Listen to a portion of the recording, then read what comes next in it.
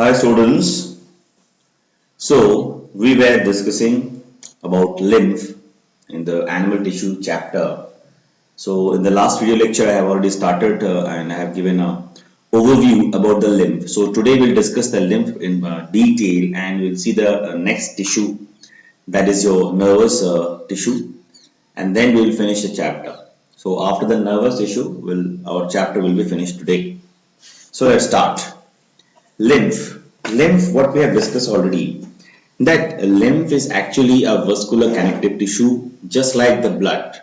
Right? Blood is also a connective tissue. All we know, already we have discussed. The same way, the lymph is also a vascular connective tissue. Now, what is lymph? I have already discussed with you. So let us have a small reminder. Like what happens, we all know that the heart is pumping the blood towards the body, the different parts of our body. And we also know that the blood is actually helping us for exchange of materials or substances, that is your nutrition and other substances, along with the gases, right? And it is happening in the cellular level, that is in tissue level, and then finally it is happening in the cellular level, right? How it is happening? कैसे होता है ये? Actually जो blood जो है वो pump कौन करता है? हार्ट पंप करता है. Then it is going through specialised blood vessels called arteries. Then arteries are getting further get branched and it is going deep inside our body, inside the tissues. So it is getting again branched, and finally it reaches all the different tissues of our body with the fine capillaries. Finally, the branches will form. The arteries will actually finally form fine capillaries. Those are very thin in nature, right? इससे क्या होगा कि blood जब जो capillaries के through जब जाता है टिश्यू लेवल पे, उस समय क्या होता है, because of the nature of the capillaries it is very thin. So what happens, the blood plasma is getting filtered out. Blood plasma क्या होता है, कैपिलरीज से बाहर निकल जाता है, ठीक है. और वो जो फिल्टर्ड आउट जो ब्लड प्लाज्मा है उसी को हम कहते हैं लिम्फ. तो नॉर्मली जो लिम्फ होता है, जो फिल्टर्ड आउट ब्लड प्लाज्मा होता है, उसमें कॉर्पसल्स नहीं होते हैं नॉर्मली, बट हाँ समटाइम हमें उसमें व्हाइट ब्लड सेल्स दिखते हैं, ठीक है. हम अभी आगे देखेंगे कि उसमें जो लिम्फोसाइट्स है वो ऐड हो जाते हैं. कहां से? लिम्फ नोड से वो ऐड होते हैं, वो हम आगे देखेंगे, ठीक है. हमने इतना डिस्कस किया था. तो अभी जो लिम्फ है ये जो टिश्यू है और जो कैपिलरीज का नेटवर्क है टिश्यू लेवल पे, इसके बीच में रहता है ये, ठीक है. As a result क्या होता है, it is helping in the exchange of gases and substances between the tissues, between the cells which are present in the tissue and the blood, ठीक है. तो एक मीडियम की तरह ये काम करता है in between the capillaries and the tissue, right? So we'll see the diagram as well today. Now when the blood is pumped through the arteries divided into fine branches, and these fine branches are divided into some set of capillaries. अभी मैंने बताया आपको, and which are thin walled blood vessels. Capillaries क्या है? कुछ भी नहीं है. These are thin walled blood vessels made up of a single layer. हम जब बॉडी फ्लूइड्स और सर्कुलेशन पढ़ेंगे तो वहां पे कैपिलरीज का भी कैपिलरीज का जो स्ट्रक्चर होता है वो भी देखेंगे, पीएस सेक्शन लेके. उसके बाद आर्टरीज का, वेन्स का क्या स्ट्रक्चर होता है वो भी पढ़ेंगे, ठीक है. Now these capillaries rejoins and form venules. अच्छा, एक चीज और मुझे रिमाइंडर खुद करवाना था जो हमने डिस्कस किया था. अब देखिए कि टिश्यू लेवल में फाइन ब्रांचेस होके कैपिलरीज बन जाता है आर्टरीज से, ये हमें पता है. And because of that, because it is very thin in nature, the blood is getting filtered out, ठीक है. And that is known as lymph. ये हमें पता है. अभी जो लिम्फ है, अब आप सबको थोड़ा सा एक you need to visualize, and you need to not visualize, you need to understand, you need to think what I'm saying right now. So be careful, please listen carefully. मान लीजिए कि हमारे बॉडी में एक हमारा जो ब्लड वॉल्यूम है, हम सबको पता है कि एडल्ट जो ह्यूमन बीइंग है, common normal adult human being, तो उसमें तो मिनिमम 5 से 6 लीटर का ब्लड होना चाहिए हर एक इंडिविजुअल के बॉडी में. अब मानिए कि बार बार अगर हमारे जो कैपिलरीज है वहां से ब्लड जो है कंटिन्यूअसली लीक आउट हो रहा है या फिल्टर्ड आउट हो रहा है, तो इससे आपको क्या लगता है, आप क्या सोचते हो? There is a possibility that the total volume of the blood will decrease. What do you think? Yes, there is a possibility. That will happen, not possibility. It is definitely going to happen. अगर बार बार blood capillary से बाहर निकल जाता है, filtered out हो जाता है, तो जो टोटल ब्लड वॉल्यूम है हमारे बॉडी का वो तो घट जाएगा। तो अगर ब्लड वॉल्यूम बॉडी में घट जाएगा तो फिर हमारा जो एफिशिएंसी है, हमारा ब्लड अगर बॉडी के हर तरफ, बॉडी के हर पार्ट में नहीं जाएगा क्योंकि उसका वॉल्यूम घट गया है, उसकी क्वांटिटी नहीं है उतनी, तो that is going to be very problematic thing for us, for our efficiency, right? तो इसीलिए जो भी फिल्टर्ड आउट ब्लड प्लाज्मा है, ब्लड का जो फिल्टर्ड आउट ब्लड प्लाज्मा जो कैपिलरी से बाहर निकल जाता है, ठीक है, उसे वापस क्या करना चाहिए, मेन ब्लड स्ट्रीम में आना चाहिए ना, उसके लिए जो सिस्टम होता है उसको बोलते हैं लिम्फेटिक सिस्टम, ठीक है? देखिए धीरे धीरे समझते हैं। पहला हमने क्या देखा, आर्टरीज फाइनल ब्रांचेस बन जाते हैं, कैपिलरीज बन जाते हैं, नेटवर्क बना के, सेट ऑफ कैपिलरीज बना के टिश्यू लेवल तक जाते हैं टू सप्लाई द ब्लड। यहां तक हमें समझ आया। और वहां क्या होता है, because of the thin nature of the capillaries, blood filtered out हो जाता है। अभी जो फिल्टर्ड आउट ब्लड है, it is working as a medium, ठीक है? ये क्या करता है, टिश्यू और ब्लड वेसल के बीच में रहता है, तो ये मीडियम की तरह काम करता है ताकि आराम से जो सब्सटेंसेस है टिश्यू के बीच में या सेल्स के सेल्स जो है टिश्यू में, उनके बीच में और ब्लड के बीच में आसानी से गैसेस एक्सचेंज भी हो जाए, ऑक्सीजन का और कार्बन डाइऑक्साइड का भी एक्सचेंज हो जाए आसानी से, और न्यूट्रिशन एक्सचेंज भी हो जाए, है ना? लेकिन अभी वो जो फ्लूइड वहां पे है, वो अगर कंटिन्यूअसली ऐसा लीक होता रहा, that is also bad for us. तो जो फ्लूइड है वो वापस हमारे ब्लड स्ट्रीम में आना चाहिए।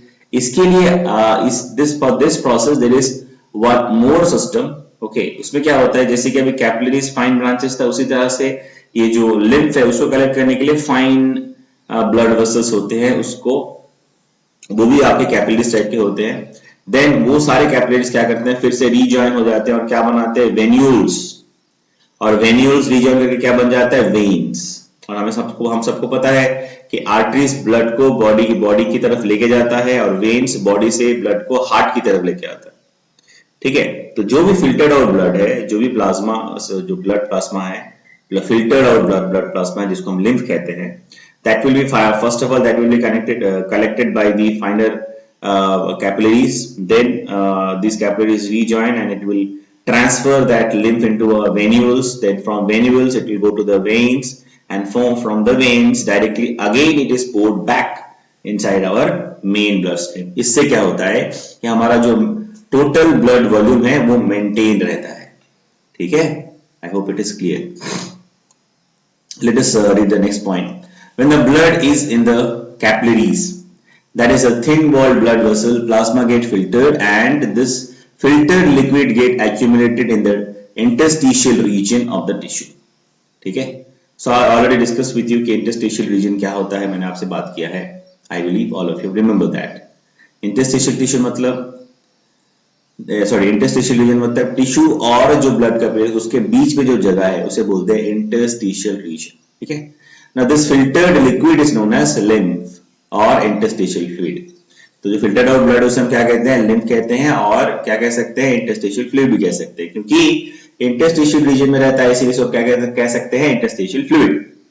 Now whatever the exchange is taking place in between the blood and the tissue is done through the lymph. वो भी हमने डिस्कस किया, ठीक है? सो यहाँ पे जो है डायग्राम है, so this is, you can understand this very well now. देखिए ये क्या है, ये रेड कलर का जो हमने यहाँ पे हम देख रहे हैं, पहला है आर्टरीज आया, फिर फाइनल ब्रांचेस बन गया, फिर वो भी फाइनल ब्रांचेस बन के हमारे बॉडी के डिफरेंट पार्ट्स में चला गया, and finally we have the capillaries, the fine set of blood vessels, these are capillaries, they are making networks tissue के बिल्कुल एकदम टिश्यू लेवल पे जाके ये होता है। अब देखो जब कैपिलरीज के थ्रू जब ब्लड जाएगा तो क्या होगा, फिल्टर्ड आउट हो जाएगा, और ये टिश्यू है, तो टिश्यू और कैपिलरीज के बीच में जो जगह है उसे बोलते हैं इंटरस्टिशियल रीजन, और यहाँ पे ये फ्लूइड जो आपका फिल्टर्ड आउट ब्लड प्लाज्मा यहाँ रहता है, जिसे हम कहते हैं लिम्फ, ठीक है। और ये लिम्फ जो है, इसको हम दूसरा नाम क्या है इसका, इंटरस्टिशियल फ्लूइड भी कहते हैं। काम क्या है इसका, ये ब्लड वेसल्स के अंदर जो ब्लड है और जो टिश्यू है, इसके बीच में जो गैसियस और सब्सटेंसेस एक्सचेंज है, उसको करने के लिए ये लिम्फ जो है दोनों के बीच में जो प्रेजेंट रहता है, इसका this lymph is helping in the exchange of substances and material. यहाँ तक हमें पता है। हमने और क्या डिस्कस किया कि जो एक्स्ट्रा लिम्फ है, जो ये lymph filtered out blood plasma है, अगर ये कंटिन्यूसली ऐसा बाहर निकलता गया, वो हमारे ब्लड से बाहर चला गया, हमारे मेन स्ट्रीम ब्लड से यदि अगर बाहर निकल गया, तो क्या हो जाएगा, हमारा जो ब्लड वॉल्यूम है वो डिक्रीज हो जाएगा। इसीलिए ये जो लिम्फ है, इसको फिर कलेक्ट करके वापस मेन स्ट्रीम ब्लड में भी मतलब वापस जाना जरूरी है। तो यहाँ पे हमने पहले बात किया था कि अलग there are some other set of capillaries which collect this lymph, then this all are joined and they are forming venules and they are again joining forming this veins। ठीक है, तो यहाँ पे तो veins नहीं है, veins यहाँ पे है, तो veins ये है।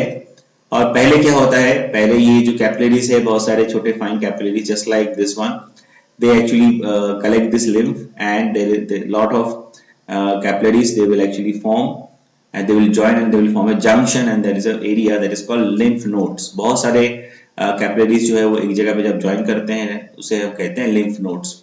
अब ये लिम्फ नोड जो है, इसके बाद आगे कहां, आगे कैसे जाएगा, by a special structure that is called lymphatic vessel. ठीक है, तो लिम्फ को कलेक्ट करके जो कैरी करता है उसे क्या कहते हैं हम, लिम्फेटिक वेसल्स। और ये जाके फिर वेन्स में जाके जो ये लिम्फ है, इसका जो सीक्रेशन है वो वेन्स में जाके पोर कर देगा। इससे क्या होगा, जो पूरा ब्लड का जो वॉल्यूम है वो हमेशा मेंटेन रहेगा। ठीक है, now this process is continuously happening because of which the blood volume is decreased। तो हमने पहले डिस्कस किया कि ब्लड वॉल्यूम क्यों डिक्रीज हो जाता है, क्योंकि कैपिलरीज से ब्लड जो है कंटिन्यूअसली फिल्टर्ड आउट होता है इंटरस्टिशियल रीजन। ठीक है, now next point, to maintain the blood volume the lymph need to pour back to the main blood stream.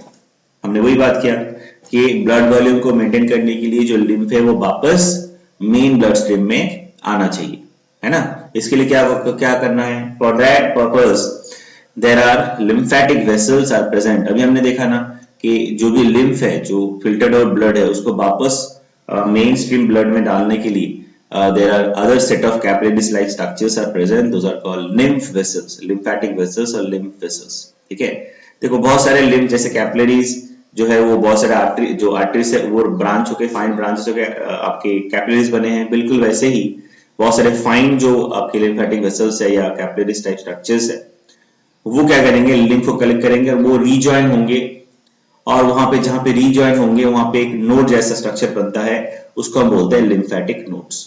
उसके बाद वहां से फिर जो लिम्फेटिक वेसल्स है, वहां से फिर लिम्फ को कंटिन्यू करके कलेक्ट करके कहां लेके जाएगा, जो वेन्स है उसके अंदर, जो वेन्स है वहां पे ये उसको डाल देगा। इससे क्या होगा, हमारा जो मेन ब्लड वॉल्यूम है वो हमेशा मेंटेन रहता है। ठीक है, now these lymphatic vessels open into the main circulatory system. ठीक है, अब ये सारे जो लिम्फेटिक वेसल्स है, ये लिम्फ को कलेक्ट करेगा और ये किसके साथ कनेक्टेड है, मेन ब्लड स्ट्रीम के साथ कनेक्टेड है। इससे क्या होगा, लिम्फ वापस मेन ब्लड स्ट्रीम में आ जाएगा। इससे जो टोटल ब्लड वॉल्यूम है वो हमेशा मेंटेन रहेगा, वो नहीं घटेगा। ठीक है, जो कि बहुत जरूरी है। Now lymph veins, what is lymph?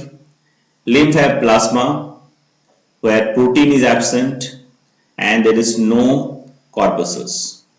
ठीक है, and lymphocytes are present। अब lymphocyte, lymph जो है उसमें क्या क्या हो सकता है, lymph है क्या, this is actually a blood plasma, filtered out blood plasma हमने डिस्कस किया, लेकिन उसमें क्या है, प्रोटीन नहीं रहते हैं। और क्या है, कोई भी कॉर्पस जैसे WBC RBC नॉर्मली नहीं रहता है। ठीक है, लेकिन lymphocytes रहता है। अब lymphocytes क्या है, these are specialized WBC। lymphocytes क्या होता है, these are specialized WBC। अब आप बोलोगे, आप सर आपने कहा कि कोई भी कॉर्पसल्स नहीं होता है, ब्लड जब फिल्टर्ड आउट हो जाता है तो उसमें सिर्फ ब्लड प्लाज्मा ही बाहर निकलता है, उसमें प्रोटीन भी नहीं होता, कोई दूसरा ब्लड कॉर्पसल्स भी नहीं होता, लेकिन ये WBC कैसे हो गया सर, जो कि स्पेशलाइज्ड टाइप के, सॉरी लिम्फोसाइट्स कहां से आया, जो कि स्पेशलाइज्ड टाइप के WBC है। तो आपको ये समझना होगा कि ये जो लिम्फ नोड्स अभी हमने बात किया ना, ये लिम्फ नोड्स में ये लिम्फोसाइट्स रहते हैं। तब जब लिम्फ कलेक्ट होता है आपके लिम्फ वेसल से और लिम्फ नोड में पहले जब जाता है, वहां पे ये लिम्फोसाइट्स ऐड हो जाते हैं। ठीक है, उसके बाद फिर लिम्फेटिक वेसल्स के थ्रू ये हमारे मेन ब्लड स्ट्रीम में आता है। ठीक है, तो समझ में आया ना कि ये लिम्फोसाइट्स कहां से मिलता है, कहां से आता है, लिम्फ के अंदर, through the lymph nodes, from the lymph nodes. ठीक है, लिम्फ नोड से ये ऐड होता है। ठीक है, the same point is written here as well. When the lymph is passes through the lymph nodes, the lymphocytes are added into, जो मैंने अभी बताया आपको कि जब ये लिम्फ नोड के थ्रू जाता है उस समय ये लिम्फोसाइट्स जो है, जो कि लिम्फ नोड्स में रहता है, वो लिम्फ के अंदर ऐड हो जाता है, फिर जाके आगे ये बढ़ जाता है through the lymphatic vessel and finally it poured back inside the main bloodstream through the lymphatic vessels. ठीक है, कहां पे पोर होता है, वेन्स में। Now so the lymph is nothing but filtered out blood. वही मैं हम शुरू से बात करें तो लिम्फ एक्चुअली क्या है, it is nothing but filtered out blood. Blood को फिल्टर करेंगे, जो हमें मिलेगा जो है जिसमें कोई प्रोटीन नहीं है, जिसमें कोई कॉर्पस्कल्स नहीं है ना, वो क्या है, वही आपका क्या है, that is our lymph, right. Now lymph is collected by capillaries and the capillaries join to form lymphatic vessels। हमने पहले ही बात किया, जो लिम्फ है वो कलेक्ट कैसे होता है इंटरस्टिशियल रीजन से, जैसे कि हमने देखा कि कैपिलरीज जो आर्टरीज है फाइनर ब्रांचेस बन के फाइन जो स्ट्रक्चर बन जाते हैं, कैपिलरीज बन जाते हैं, उसके थ्रू फिल्टर हो जाता है हमारा लिम्फ। वैसे ही फाइन जो कैपिलरीज होते हैं वो उसको कलेक्ट भी करता है और वो रीजॉइन होके अलग बहुत सारे कैपिलरीज पे रीजॉइन होकर क्या बन जाता है, लिम्फेटिक वेसल्स, और उसके थ्रू ब्लड जो है वापस मेन स्ट्रीम ब्लड में आ जाता है। ठीक है, now there are two main lymphatic vessels. दो तरह के लिम्फेटिक वेसल्स होते हैं। ठीक है, एक होता है थोरैसिक लिम्फेटिक वेसल, दूसरा होता है राइट लिम्फेटिक वेसल। देखो, thoracic lymphatic vessel, it collect the lymph from the left side of our body and poured back inside the main bloodstream. Then the right lymphatic vessel, it collects the blood from the right side of our body and it poured back inside our main bloodstream, the right side. क्या मतलब है, दो तरह के lymphatic vessels होते हैं। एक होता है जो कि लेफ्ट बॉडी के लेफ्ट साइड से कलेक्ट करता है लिम्फ को और हमारे मेन ब्लड स्ट्रीम में उसको डाल देता है। दूसरा होता है राइट साइड, जो हमारा बॉडी है उससे कलेक्ट करता है और हमारे मेन ब्लड स्ट्रीम में डाल देता है। ठीक है, तो दो तरह के लिम्फेटिक वेसल्स बेसिकली हमारे बॉडी में मिलते हैं। थोरैसिक वाला क्या करता है, लेफ्ट साइड से हमारे बॉडी में लेफ्ट साइड से जो भी लिम्फ है उसको कलेक्ट करके हमारे मेन ब्लड स्ट्रीम में डालता है। और राइट लिम्फेटिक वेसल, नाम से पता चल रहा होगा, राइट साइड जो हमारा बॉडी है उस राइट साइड से सारा लिम्फ को कलेक्ट करता है और मेन ब्लड स्ट्रीम में डाल देता है। ठीक है, चलिए move on. Next the function. अब फंक्शन क्या हमने डिस्कस करना है हमें लिम्फ का जो बेसिक फंक्शन। तो अब हमने जो भी डिस्कस किया उसको अगर हम समराइज करेंगे तो हमें जो मेन बेसिक फंक्शंस है लिम्फ का वो पता चलेगा। So we have some like compilation or all the concept or everything what we studied in some points. क्या क्या function, help in the exchange of substances material between the blood and the tissue। Lymph का क्या function है हमने discuss किया था। It present in the interstitial region and working and functioning as a medium। क्या काम करता है, to help in which help in the exchange of substances material between blood and the tissue including the gases exchange as well। Now it help in the transport of fat। This is very interesting। जब हम human physiology में chapter पढ़ेंगे digestive system और digestion and absorption, वहां पे हम बात करेंगे कि फैट एब्जॉर्प्शन कैसे होता है। हम लोग जो खाते हैं ना, whatever the food we eat, there are basically three major different types of nutrition what we need actually। क्या क्या होता है, एक तो कार्बोहाइड्रेट, दूसरा होता है प्रोटीन, तीसरा होता है फैट। ठीक है, ये हमारे मेन जो मैक्रो न्यूट्रिएंट्स है ये तीन होते हैं। तो फैट उसमें से एक बहुत इंपॉर्टेंट। तो फैट जो हमारे बॉडी में हम डाइजेशन करने के बाद वो किस फॉर्म में एब्जॉर्ब होता है वो सब डिस्कस करेंगे उसमें। लेकिन यहाँ पे आपको मैं बता देता हूं कि ये जो फैट एब्जॉर्ब करने के बाद इनको ट्रांसपोर्ट करने का जो काम है वो कौन करता है, वो भी लिम्फ करता है। ठीक है, इसीलिए जब मतलब अब आप सबको पता होगा, अपने छोटे क्लासेस में पढ़ा होगा कि हमारे इंटेस्टाइन में फिंगर लाइक प्रोजेक्शंस होते हैं which are also known as villi और microvilli और villi बोलते हैं कभी कभी हम लोग, which actually collect the help in the absorption of the nutrition। जो भी हम खाते हैं ना वो डाइजेशन होने के बाद, ब्रेक डाउन होने के बाद उसको एब्जॉर्ब करने के लिए हमें ये हेल्प करता है। अब स्पेशली जो लिम्फेटिक वेसल्स होते हैं विली के अंदर, और हमने अभी बात किया कि ये इनका काम होता है फैट को ट्रांसपोर्ट करना, तो ये एब्जॉर्ब करने के बाद ये ट्रांसपोर्ट जब करते हैं, and because the structure the you know the lymphatic vessels which transport this fat looks milky. बहुत सारा फैट जो है, फैटी एसिड और ग्लिसरॉल जो उस फॉर्म में हम एब्जॉर्ब करते हैं इसको, इसका कलर जो होता है मिल्की होता है, क्योंकि इतना सारा जो फैट है उसको जब ट्रांसपोर्ट करता है लिम्फेटिक वेसल्स, तो उसका कलर भी चेंज हो जाता है। अगर हम उसको समय देखेंगे तो कलर थोड़ा मिल्की व्हाइट हो जाता है, इसीलिए हम उसको कहते हैं लैक्टियल। ठीक है, so lacteals are present in the intestinal villi. Intestinal जो विलाई होता है, इंटेस्टाइन के अंदर जो विलाई होता है, विलाई के अंदर ये जो लिम्फेटिक वेसल्स होते हैं उसका कलर चेंज होके मिल्की व्हाइट हो जाता है, इसीलिए विलाई का कलर भी क्या हो जाता है, मिल्की व्हाइट हो जाता है। क्यों? Because of the fat transportation, और इसी को हम कहते हैं लैक्टियल। ठीक है, ये हम उस समय और भी डिटेल में पढ़ेंगे। Now the lymph nodes act as filter. अब देखो, हमने थोड़ी देर पहले बात किया ना कि बहुत सारा जो आपके लिम्फेटिक जो कैपिलरीज है वो रीजॉइन होकर क्या बनाता है, लिम्फ नोड्स। और लिम्फ नोड्स पता है वो क्या करता है, it is also working as a filter. और ये जो फिल्टर, क्या फिल्टर है, देखो एक है हमारे ब्लड में बहुत सारे अदर सब्सटेंसेस होते हैं, टॉक्सिक सब्सटेंसेस हो सकते हैं, उसको ये फिल्टर कर लेता है। ठीक है, मतलब इसका काम क्या है, सिर्फ जो टॉक्सिक सब्सटेंसेस हमारे बॉडी में उसका नहीं, कैंसरस सेल को भी ये फिल्टर्ड कर सकता है। तो लिम्फ नोड्स और lymphatic system, it is very important for us in other prospect, in other way as well। क्या है कि लिम्फेटिक नोड्स का दूसरा काम क्या है, it is working as a filter. हमारे जो लिम्फ में, हमारे लिम्फ के अंदर जितने भी टॉक्सिक सब्सटेंस होते हैं इंक्लूडिंग द कैंसरस सेल, उसको भी ये रिमूव कर देता है। ठीक है, now the lymph nodes this lymphatic vessels are actually almost similar to these veins। ठीक है, अभी हम आगे पढ़ेंगे कि जो आर्टरीज होता है उसमें कोई वैल्व नहीं होता, लेकिन वेन्स में वैल्व्स होता है। और हमारा जो लिम्फेटिक वेसल हमने अभी डिस्कस किया उसमें भी वैल्व्स होता है। थोड़ा सा यहाँ पे समझना होगा आपको, so I will just draw a schematic diagram, ठीक है, टू मेक यू अंडरस्टैंड कि ऐसा क्यों होता है। मान लो कि अगर ये आपका लिम्फेटिक वेसल्स है या वेन्स है, तो उसमें ऐसे वैल्व्स होते हैं ऐसे। अभी थोड़ा आपको समझना होगा, आप बोलोगे सर क्यों वैल्व्स होते हैं, क्या जरूरत है। देखिए ऐसा है कि हमारे बॉडी में सिस्टम कैसा है कि जब ब्लड पंप होता है थ्रू हार्ट, तो आर्टरीज के थ्रू ब्लड हमारे बॉडी में जाता है ना। लेकिन जब बॉडी से ब्लड हमारे हार्ट की तरफ आता है तो वहां पे कोई भी पंपिंग मैकेनिज्म काम नहीं करता।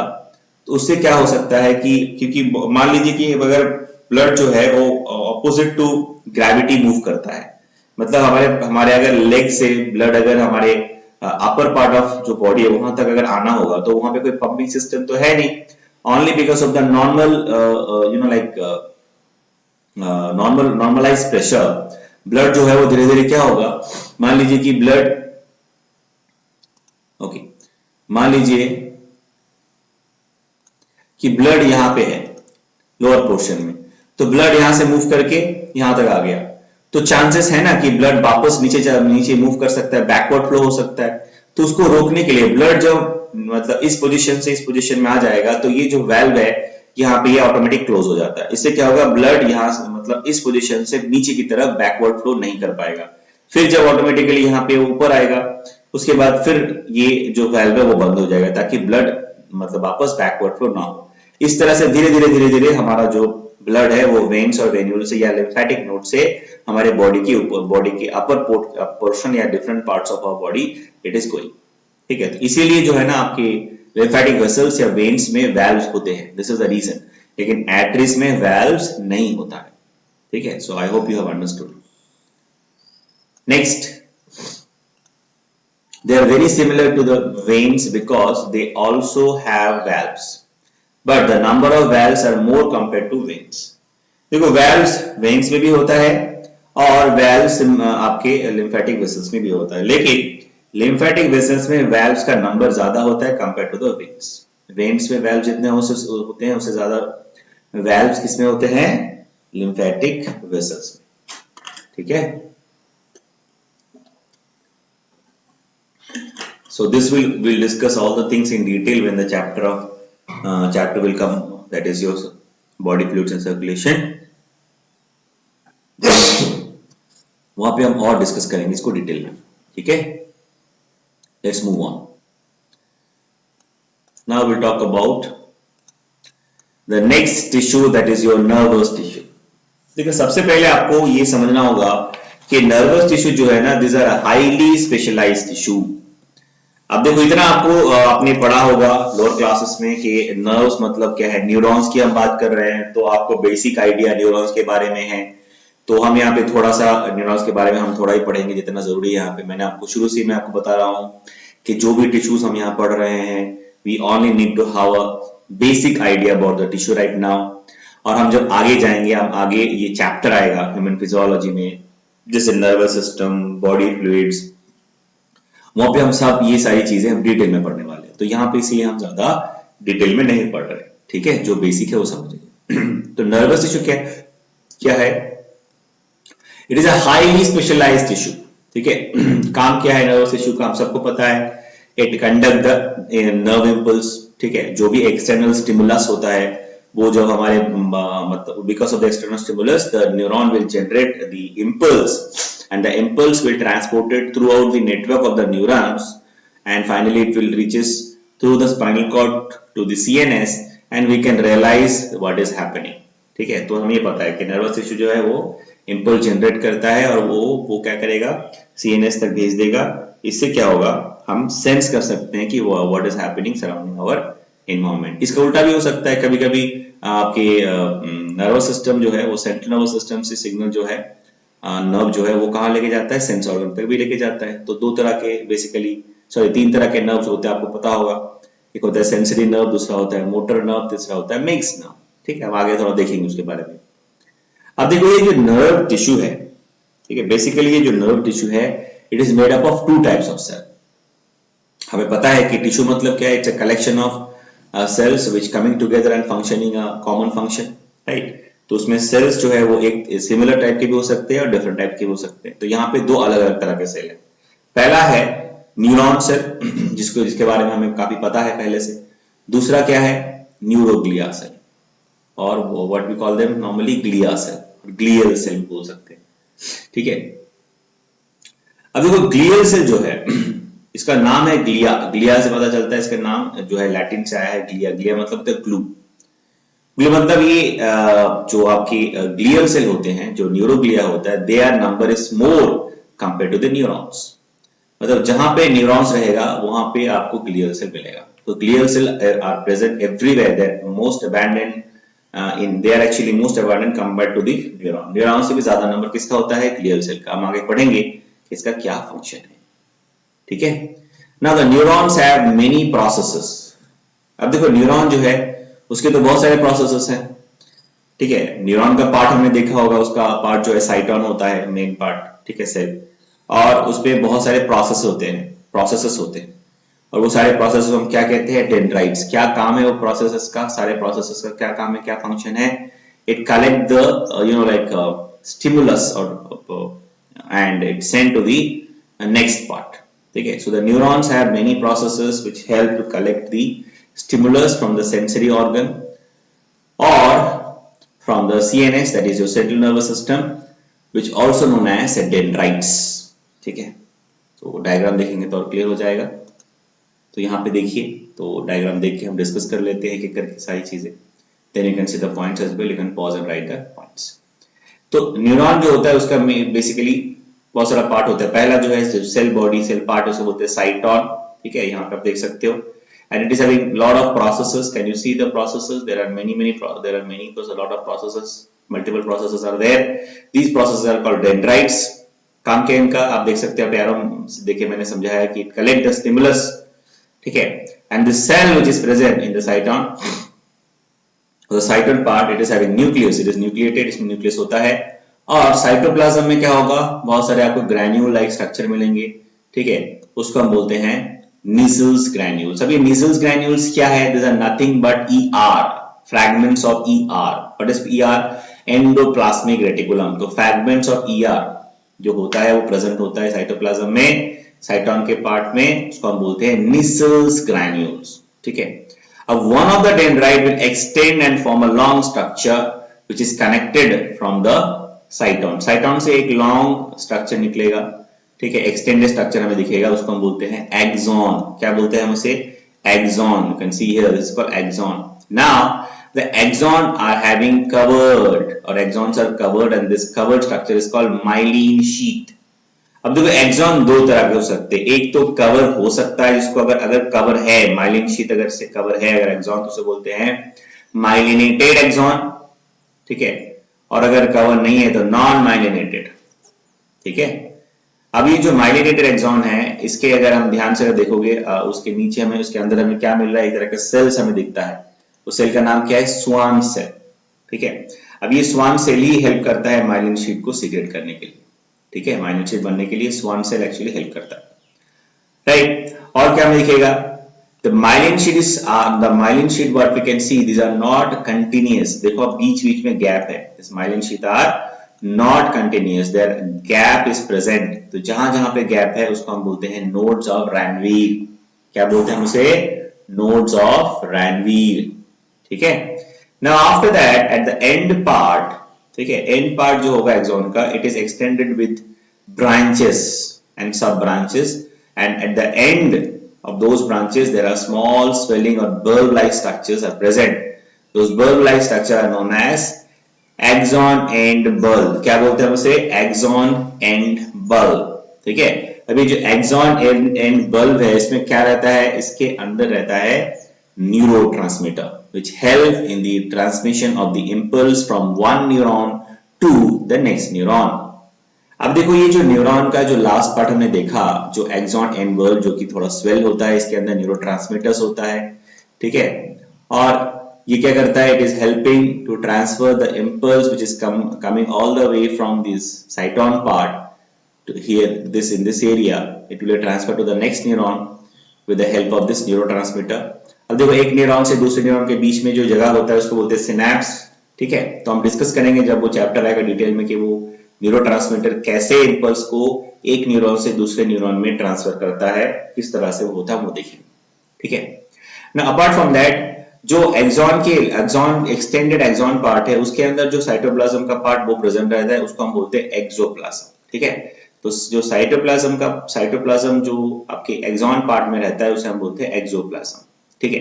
तो आप यहाँ देख सकते हो कि stimulus is coming at the cyton part, then the cyton will get excited and it will transfer the impulse through all along the length of the axon, then it will go to the branches and finally to the axon end bulb where the neurotransmitters are present. With the help of this those neurotransmitters, the impulse will be transmitted to the next neuron, ठीक है। वो कैसे होता है हम अभी नहीं देखेंगे, वो नर्वस सिस्टम जब आएगा चैप्टर तब हम पढ़ेंगे, ठीक है। Fine. So I hope it is clear. So this is the typical structure of a multipolar neuron. देखो न्यूरॉन भी काफी तरह के होते हैं, यूनिपोलर, मल्टीपोलर, सूडोपोलर, बाइपोलर, ठीक है। तो थोड़ा एक बार डायग्राम देख लेंगे इसका तो आपको और क्लियर हो जाएगा। यहाँ पे आप देख सकते हो नॉन पोलर, ठीक है। देखो अब ये पोलैरिटी मतलब क्या है? आपके जो एक्सॉन है और जो डेंड्राइट्स है, on the basis of that we can classify that how many is it a bipolar or it's a unipolar or whatever, right? अगर सिंगल एक्सॉन है और कोई भी डेंड्राइट्स नहीं है नॉर्मली तो उसे हम कहते हैं यूनिपोलर, ठीक है। और कोई भी एक्सॉन नहीं है तो उसे हम कहते हैं नॉन पोलर, जो आप देख सकते हो फर्स्ट वाला है। सेकंड वाला देखो सिर्फ एक्सॉन है, कोई भी साइटोन है, एक्सॉन है, लेकिन कोई भी डेंड्राइट्स आपको दिख रहा है नहीं है, इसको बोलते हैं यूनिपोलर, ठीक है। बाइपोलर मतलब देखिए एक्सॉन है, ठीक है, एक्सॉन है और आपको क्या मिला? डेंड्राइट्स मिला, तो इसको हम बोलते हैं बाइपोलर, ठीक है। मल्टीपोलर मतलब एक्सॉन होगा एंड बहुत सारा डेंड्राइट्स होगा साइटोन पार्ट में, ठीक है, इसको हम बोलेंगे मल्टीपोलर। सूडो यूनिपोलर, सूडो मतलब क्या है? साइटोन है लेकिन आपको लगेगा कि डेंड्राइट्स एंड एक्सॉन प्रॉपर्ली है, लेकिन एक्चुअल में ये नहीं है उस तरह से, तो उसे हम बोलते हैं सूडो। सूडो मतलब फॉल्स, दिखेगा कि है लेकिन एक्चुअल में नहीं है, तो उसे हम बोलते हैं सूडो यूनिपोलर, ठीक है। So these are the different types of unipolar, multipolar, bipolar neurons, right? So this is the typical diagram of multipolar neuron, क्योंकि मैक्सिमम जो न्यूरॉन्स होता है वो मल्टीपोलर ही होता है. This is the typical diagram of multipolar neuron. ठीक है. Now the main part of the neuron, the points what I have discussed, it is written on the, you can see it is on the screen now, so you can pause and write down.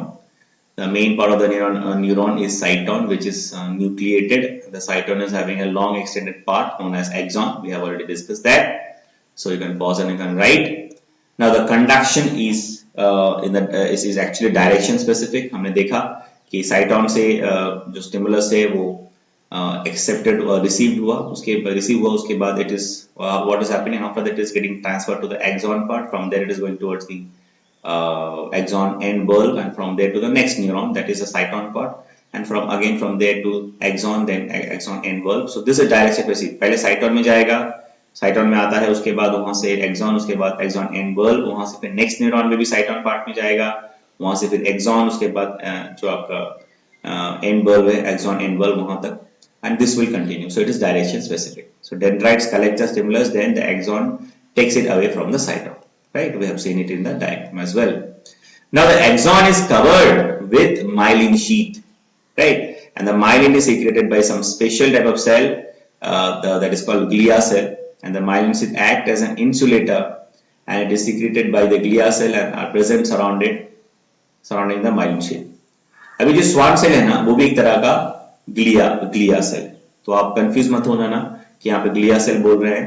तो जो Schwann cell हमने देखा, देखो finally जो हम देखेंगे यहाँ पे वो क्या है, स्वान सेल.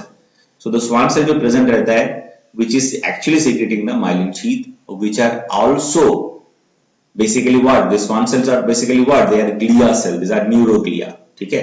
और ये न्यूरोग्लिया जो है, ये जो स्वान सेल है, इसका काम क्या है, इसका काम होता है जो माइलिन शीथ है उसको सीक्रेट करना. अच्छा, एक चीज मैं यहाँ पे आपको बताना चाहूंगा कि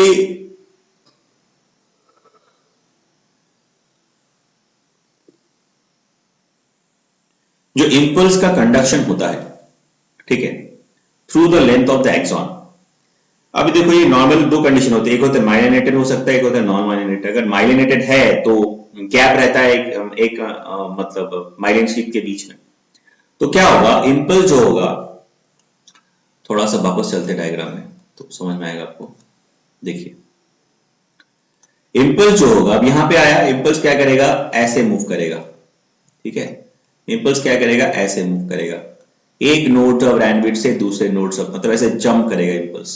ठीक है, वो कैसे करता है, क्यों होता है, वो हम उस चैप्टर में और डिटेल में पढ़ेंगे. तो क्योंकि माइलिन शीथ है तो क्या होगा, इंपल्स ऐसे यहां से सीधा यहां जाएगा, एक नोड ऑफ रैनविड्थ से दूसरे नोड ऑफ रैनविड्थ, दूसरे नोड ऑफ रैनविड्थ से तीसरे चौथे, ऐसे करके जाएगा. इससे आप देख सकते हो क्या होगा कि जो स्पीड है जो आपके इंपल्स का, वो बढ़ जाता है, क्योंकि बीच में जो डिस्टेंस है, it is covered by simply jumping. ठीक है, तो इसको हम बोलते हैं, ये जो प्रोसेस है इंपल्स कंडक्शन को, इसको बोलते हैं साल्टेटरी कंडक्शन.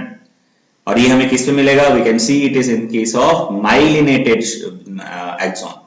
जो एक्सॉन माइलिनेटेड होता है उसमें गैप रहेगा, नोड ऑफ रैनवी रहेगा, और उसमें हमें ऐसे जंपिंग इंपल्स जो है, इंपल्स जंप करके हमें दिखेंगे, जाएंगे, और इसको हम बोलते हैं साल्टेटरी कंडक्शन. और अगर माइलिन शीथ नहीं है, अगर नॉर्मल सिचुएशन है, एक्सॉन में कोई भी माइलिन शीथ नहीं है, नॉर्मल है, तो फिर क्या होगा, चार्ज नॉर्मली ऐसे मूव करेगा. ठीक है, जो कि ज्यादा टाइम टेकिंग है और ज्यादा स्लो है comparatively this one. Saltatory conduction से ये वाला स्लो होता है. ठीक है, so the process by which the impulse is actually transported or actually conducted, not transported, impulse are getting conducted from one node of Ranvier to the another node of Ranvier in case of these myelinated axon. That process is called saltatory conduction, right? So I hope it is clear to all of you. Fine. Now, yeah, so there are areas where the myelin sheaths are absent are known as nodes of Ranvier. हमने वो discuss किया. Now this axon is end with the various processes, swelling tips known as axon end bulb, वो भी हमने discuss किया. Now the cytoplasm present, those are Nissls granules are nothing but the made up of endoplasmic reticulum or ER. Then cytoplasm which are present inside the axon is known as exoplasm, that also we have discussed. Now the neuron can be divided on the basis of the presence and absence of the myelin sheath. अगर neuron जो है उसमें अगर myelin sheath होता है axon के ऊपर तो हम उसे बोलेंगे माइलिनेटेड न्यूरॉन, अगर एक्सॉन के ऊपर माइलिन शीथ नहीं होता है उसे हम बोलेंगे नॉन माइलिनेटेड न्यूरॉन। और माइलिनेटेड न्यूरॉन में हमें क्या मिलेगा? Saltatory conduction can be seen. So यहाँ पे दे नहीं होगा, प्लीज करेक्टेड, द होगा। So the myelinated neuron shows saltatory conduction. Myelinated neuron क्या करता है? साल्टेटरी कंडक्शन शो करता है। क्या होता है साल्टेटरी कंडक्शन? हमने डिस्कस किया, right. So next, on the basis of arrangement the neurons can be classified as follows.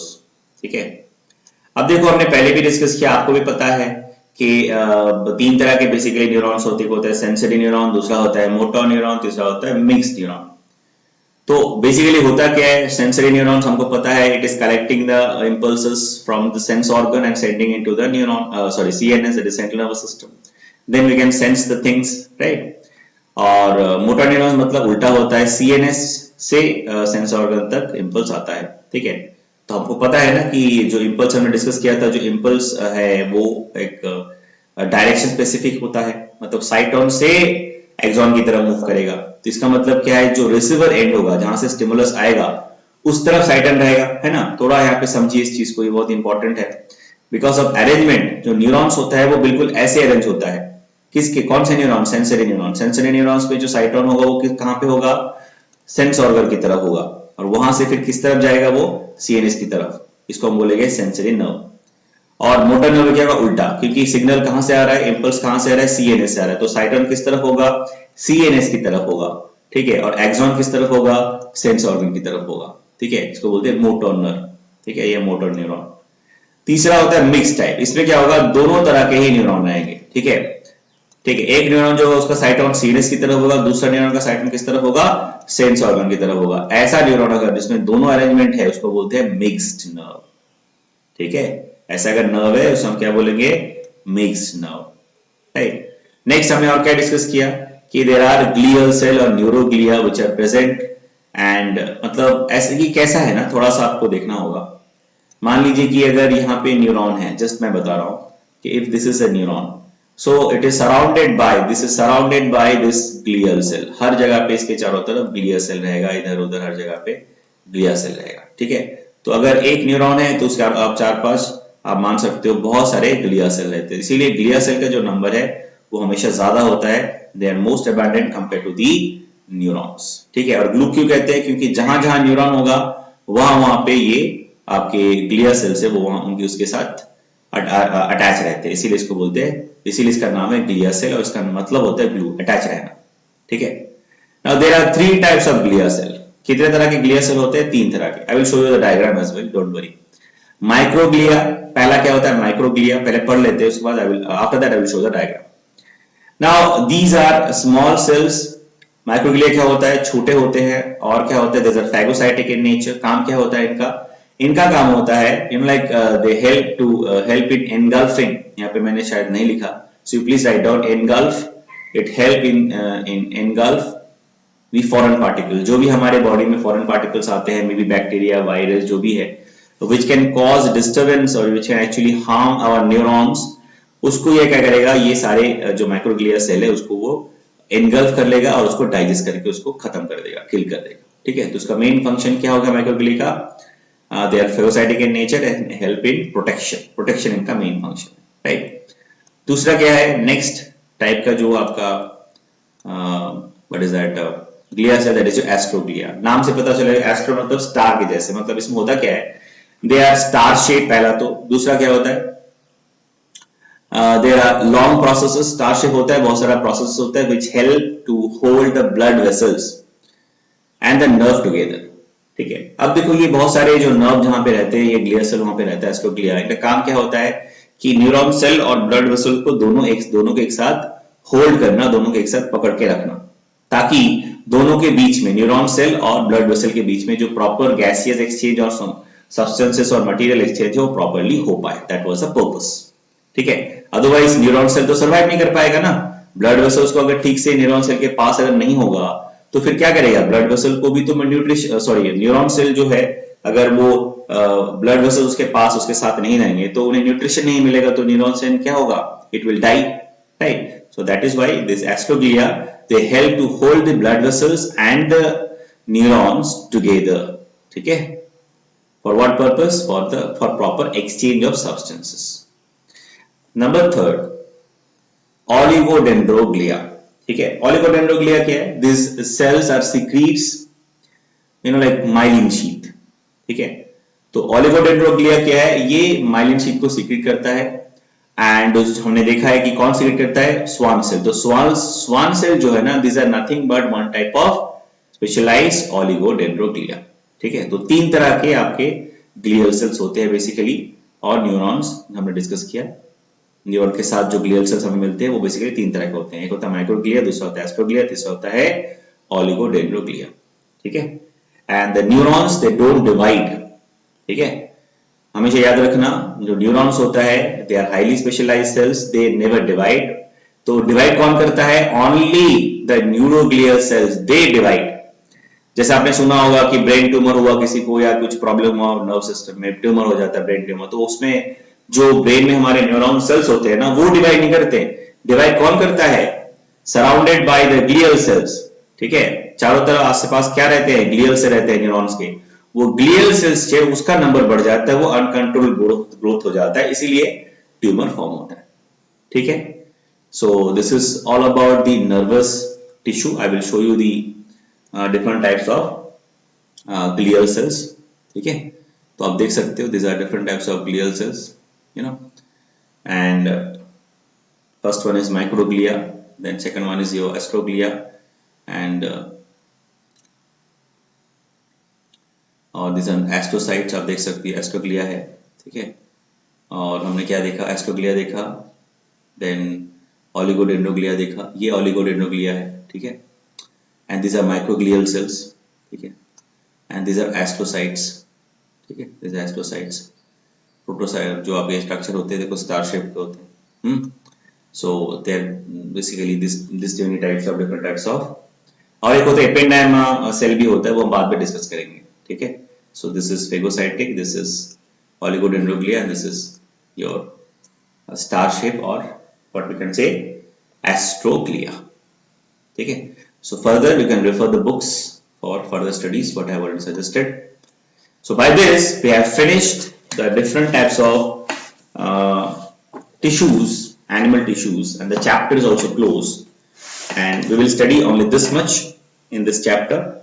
And for further studies, and for having extra information and some detailed study, you can refer the book what I have suggested to you. And if you have any doubt, you please convey to me. You are free to contact me and tell me what is the problem. Okay? So I'll try to take your doubts. Till then, take care. Thank you.